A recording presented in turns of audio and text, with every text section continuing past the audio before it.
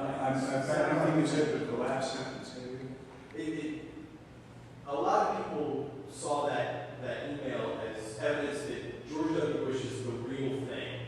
Yeah. He really is, the kind of evangelical that evangelicals want us to, strive to be. But it sounds like that might not be the case.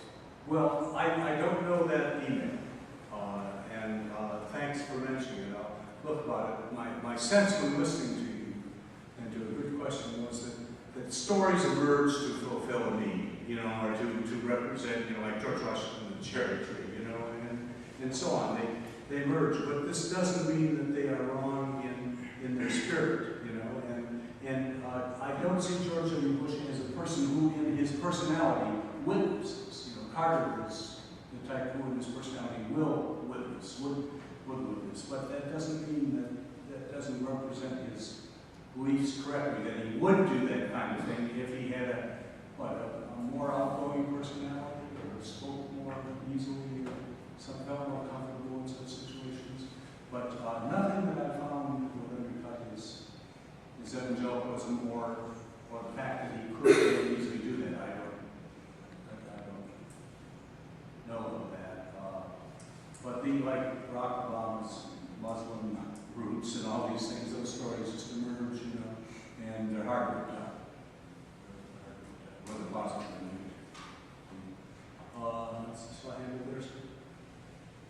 I just wonder if you would comment. I know for the historians here, this is a silly question, but I think for the general public, there are those things out there that say, America is a Christian nation, founded on Christianity.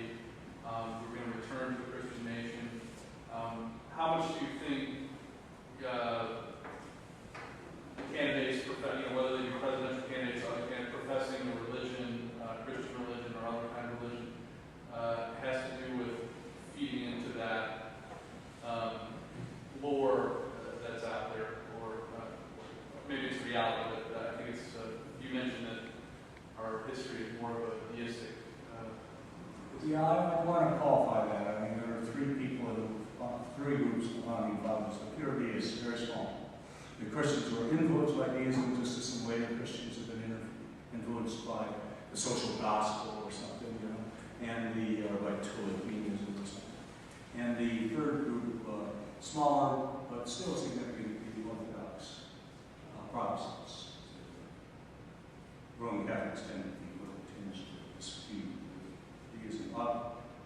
The answer to whether we're a Christian nation is that the nation was founded, the colonies were founded either by people of Christian background, and often by very much fraction Christians of the Germans.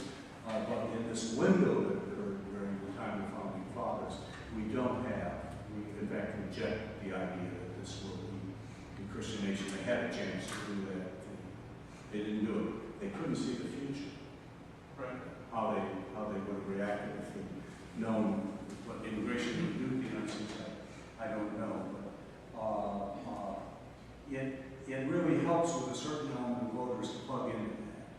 But I know very few historians who American religion who accept those theories. When you find them, they're in very conservative schools, and I've been on panels with them, and we just don't agree.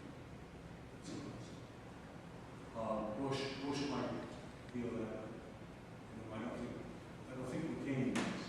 The churchy tenants maybe, but I don't think McCain does. Yes, ma'am. Mine is kind of a related question, and it talked about appearance and reality. In reality, the American population as a whole is less and less church-going. I think so. But so then, in appearance, why does it matter so much what the religion of the candidates are, and is there any evidence that people actually vote according to a candidate's religion? I may not even be able to answer that question. I've been struck by constantly that we are really a more secular nation than we advertise ourselves to be, or even that Europe views ourselves as the world. We have a lot more religious nation than the European nations. It's very important for say that he belongs to the Jewish or Christian, body. Adler Stevenson, when he was running for president, was Unitarian and divorced. And he couldn't divorce, but he became a Presbyterian. So all this is kind of important because I guess you lose, one's politics. If you get anybody gets 40% of the vote, usually anybody from major parties, so it's making up that remaining 10%, and you lose some significantly some people if you don't identify with Christianity. The second part of your question was. Well, that makes sense. Does that answer? Yeah. It actually really matters when people go in Does it really matter? to pull the lever. I think it does matter for voting purposes. We may be moving out of that, but in this campaign, I guess we haven't, given the underground attack on Obama's pseudo Muslim beliefs, and John McCain's use of evangelical clergy. Yes, we have. Another question?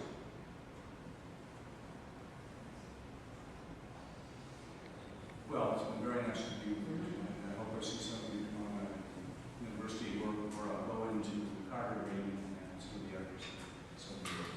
Thank you very much.